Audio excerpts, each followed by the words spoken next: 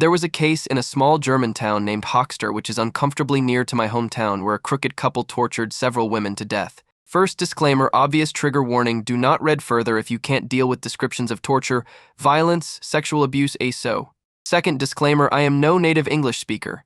Should I seemingly present things in an unsensitive manner, I am very sorry because I do not intend to do so.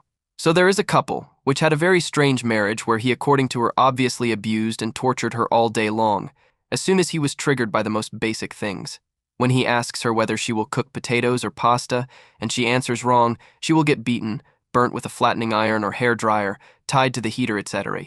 After some time being married, they put some newspaper advertisements out there, those M40, looking for F to give her all my love things, looking for women with few social contacts who can quickly move in with them, while his original GF pretends to be his sister at first.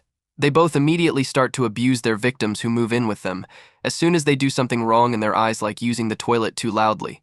The first known victim only gets to use a cat toilet at first, and is later locked up in the pig barn and eventually tied up in a bathtub in the basement, lying on her belly, hands and feet tied on her back, lying in her own feces for weeks.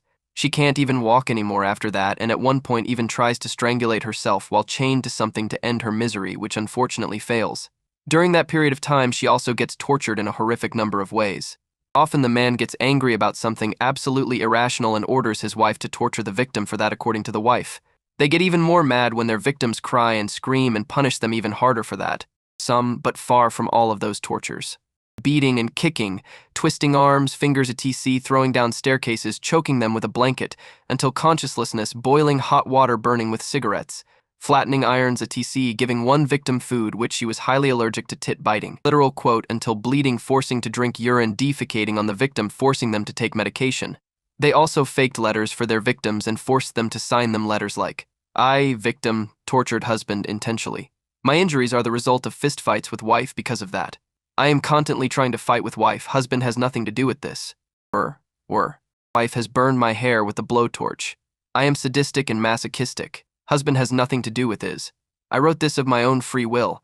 The second victim laid so long tied up in the bathtub that she had necrotic tissue on some parts of her body because she couldn't change position for weeks. She also had several wounds which were never treated in any way and which were also necrotic at last. She was still alive at that point. They were annoyed by her suffering. Literal quote, and decide to bring her back where she originally lived, but their car breaks down on the way, and they originally only wanted to call a cab, but because the victim is literally dying, they decide to call an ambulance. Of course, the doctors immediately become suspicious due to the nature of the countless injuries, and the two finally get arrested.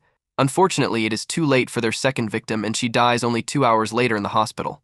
In the end, they killed 2 women in total in that horrible manner.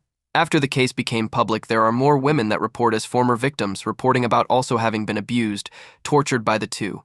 The most disturbing thing for me, though, is the aftermath. He, having an IQ of only 59, remains silent and pleads for diminished criminal responsibility. Hope it's the right word here.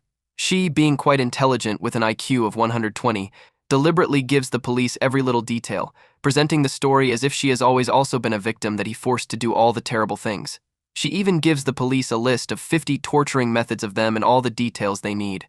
In the end, he gets 13 years with subsequent psychiatric detention, which is basically lifelong, and she only gets 11 years, with no such subsequent detention. I can't shake off the feeling that she is at least as involved in the violent acts as he is, and at least as crooked as he is, and that she, unlike him, has the intellect to manipulate the situation in such a way to pretend being only a victim to get away with less of a punishment. Some of the surviving victims also reported that she was also violent when not being forced by him or being ordered to. Maybe I am wrong there and doing her injustice, but man, when such a person is potentially wandering around in my area in a decade,